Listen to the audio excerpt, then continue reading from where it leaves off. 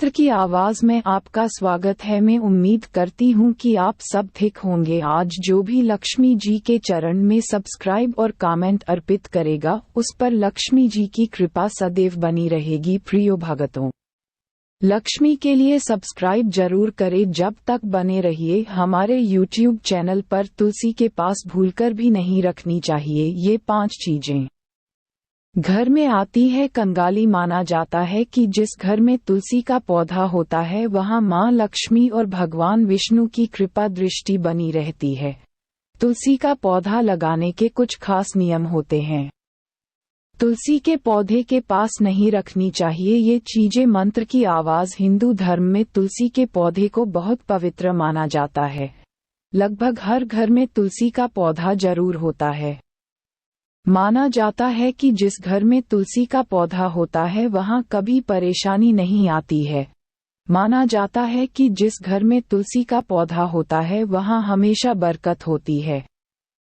वास्तु शास्त्र में तुलसी का पौधा रखने के कुछ खास नियम बताए हैं और इनका पालन न करने पर घर में परेशानियां आती हैं। तुलसी के पास कुछ चीजों को रखना सख्त माना गया है। इससे घर में कंगाली आती है। आइए जानते हैं तुलसी के पौधे से जुड़े कुछ खास नियमों के बारे में। तुलसी का पौधा बहुत पवित्र होता है, इसलिए कभी भी इसके पास गंदगी ना फैलाएं। तुलसी के गमले के आसपास कूड़ादान नहीं रखना चाहिए। माना जाता है कि इससे घर में दरिद्रता आती है। तुलसी के आसपास कभी भी जूते या चप्पल नहीं रखना चाहिए। तुलसी को माता लक्ष्मी का स्वरूप माना जाता है। माना जाता है कि तुलसी के पास जूते चप्पल रखने से माता लक्ष्मी रूठ जाती हैं। तुलसी के गमले में कभी भी शिवलिंग नहीं रखना चाहिए। मान्यता के मुताबिक पूर्व जन्म में तुलसी का नाम वृंदा था जो जलंधर नाम के एक राक्षस की पत्नी थी। इस राक्षस का अंत भगवान शिव ने किया था।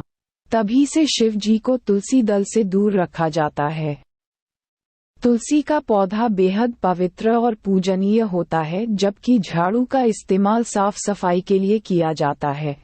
इसलिए तुलसी के पास भूलकर भी झाड़ू नहीं रखना चाहिए। माना जाता है कि ऐसा करने से घर में कंगाली आती है। घर में कांटेदार पौधे नहीं लगाने चाहिए। अगर आपने कोई ऐसा पौधा रखा भी है तो इन्हें तुलसी के पौधे के पास तो बिल्कुल भी ना रखें। इससे घर में नकारात्मक प्रभाव पड़ने लगते हैं। डिस्क्लेमर: यहाँ मुहैया सूचना सिर्फ मान्यताओं और जानकारियों पर आधारित है।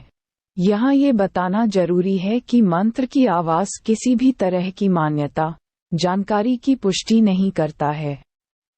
किसी भी जानकारी या मान्यता को अमल में लाने से पहले संबंधित विशेषज्ञ से सलाह लें।